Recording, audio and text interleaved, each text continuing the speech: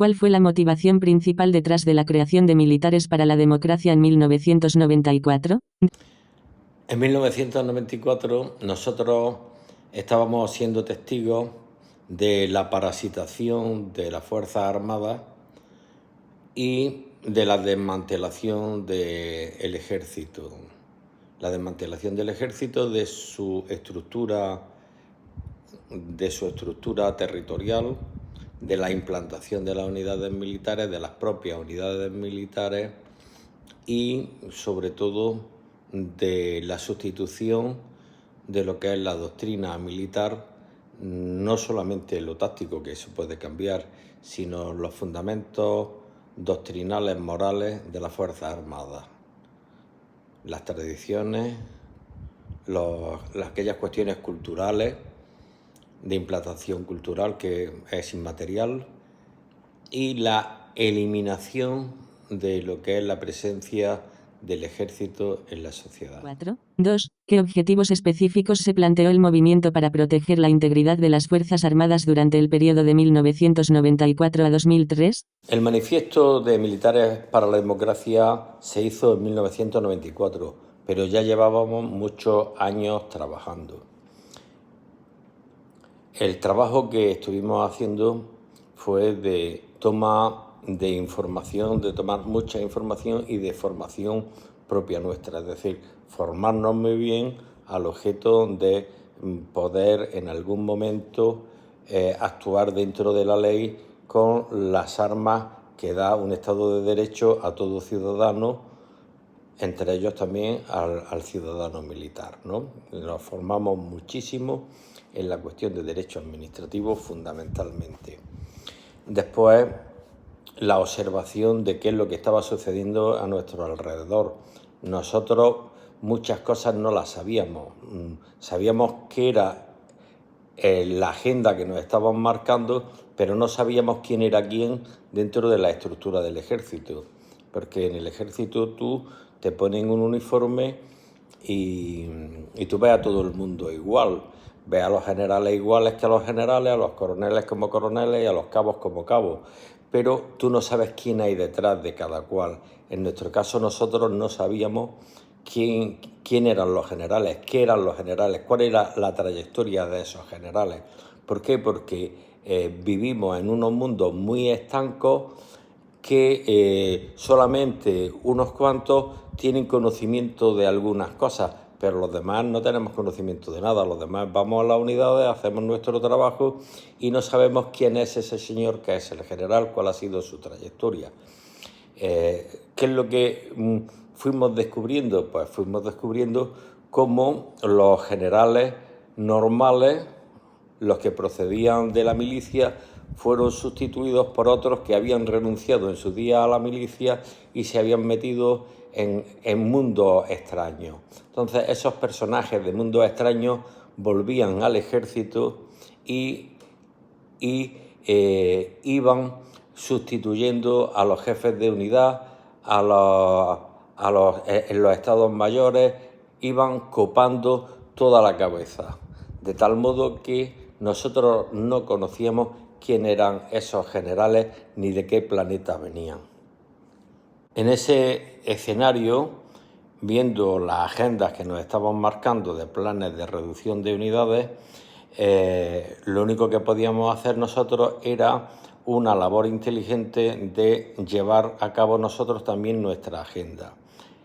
Esa agenda fue el documento llamado Manifiesto de Militares para la Democracia. Ese fue el manifiesto que presentamos en 1994 pues, por las vías de los medios de comunicación, que es la vía que más daño hace a aquellos que quieren hacer cosas sin que nadie sepa por qué se hacen, es decir, a través de la comunicación. Elegimos la agencia F de Granada y elegimos también un periódico de Granada, el periódico Ideal. En la agencia F el manifiesto se le entregó a Miguel Ángel del Hoyo y en el periódico Ideal el manifiesto se le entregó a Antonio Cambil. Eso lo hicimos un día de la Virgen del Carmen de 1994, es decir, un día 16 de julio de 1994. La reacción en medios de comunicación, aquellos que lo publicaron, fue que se hace el manifiesto de los 100 y no hay nadie de guardia en el cuartel general del Ejército, porque cuando fueron a preguntar al Ministerio de Defensa o al cuartel general, pues no había nadie que respondiera por el manifiesto de los 100. Los pilló de sorpresa. 3. ¿Qué tipo de persecución o represión enfrentaron los miembros de Militares para la Democracia y cómo afectó a sus carreras y vidas personales?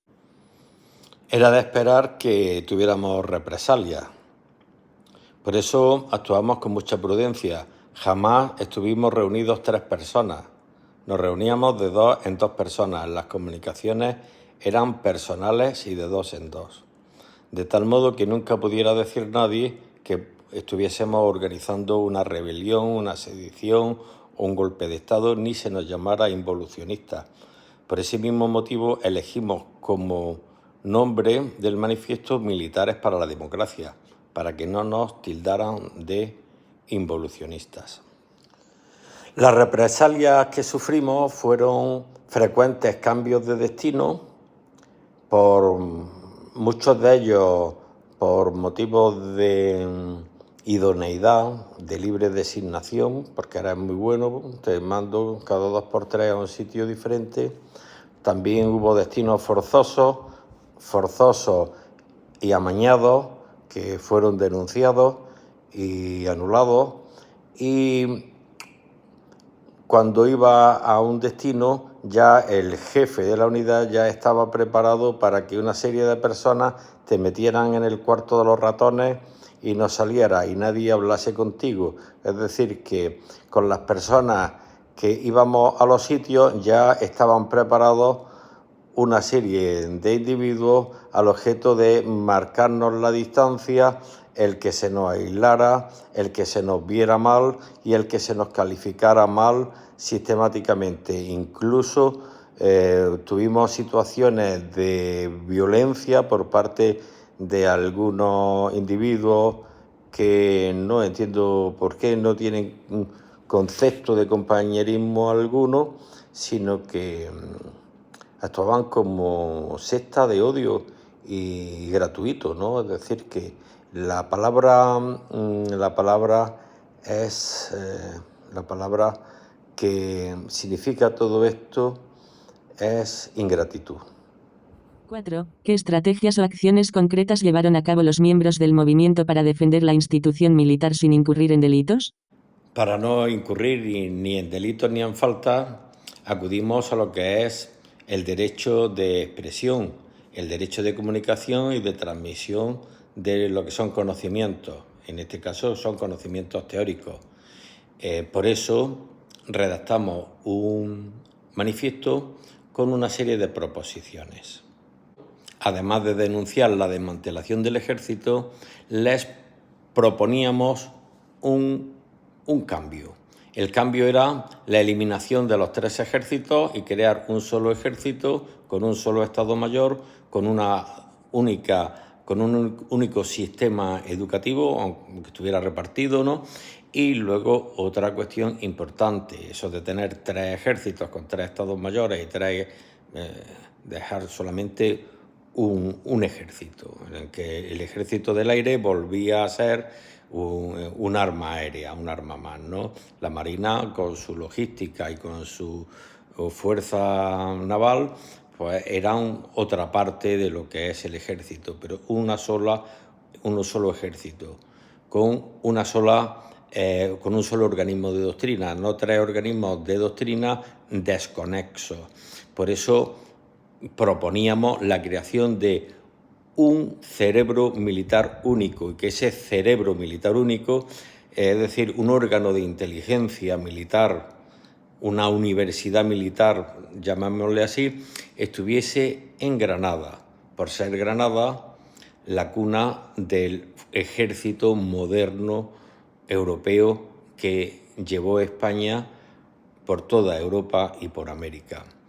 Que ese sitio fuese justo donde Gonzalo Fernández de Córdoba había muerto, en el Palacio del Carmen, es decir, en lo que era la antigua capitanía, frente a las Mercedarias, sitio donde muere el gran capitán. ¿Cuál fue el impacto a largo plazo de Militares para la Democracia en las Fuerzas Armadas y en la relación entre el ejército y la política en España?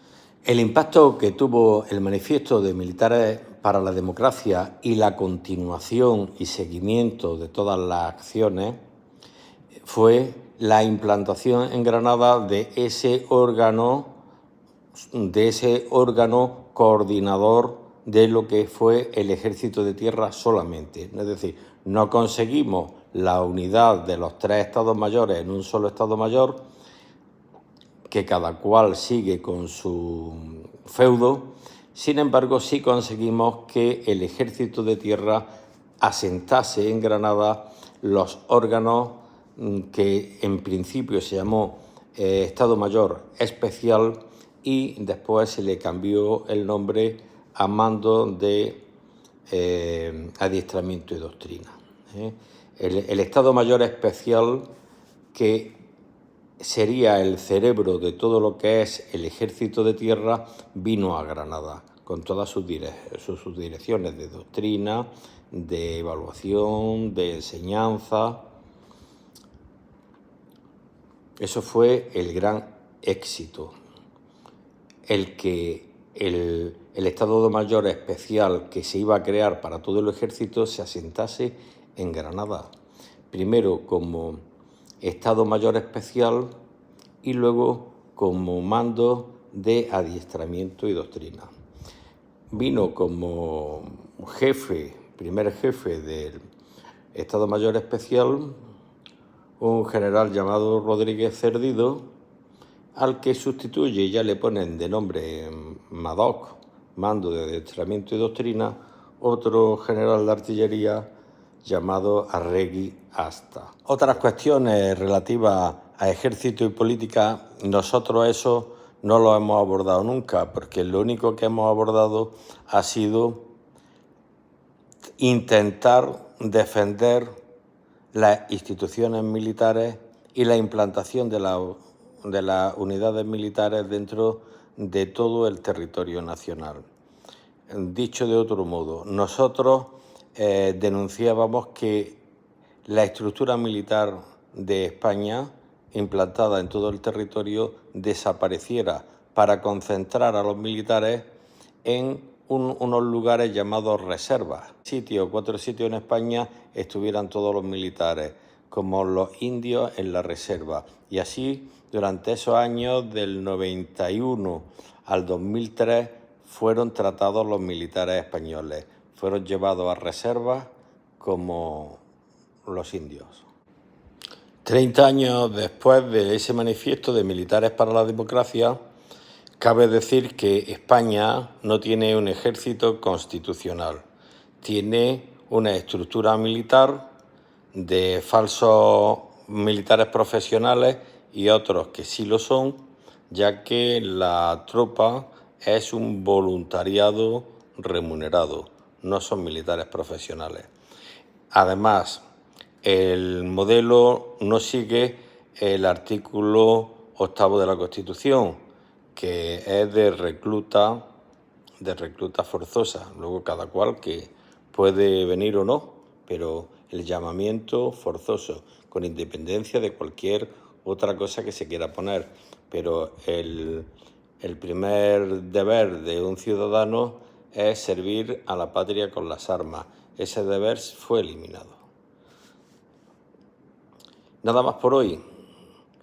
En estos días iremos contando muchas más aventuras de lo que fue Militares para la Democracia, 1994-2004.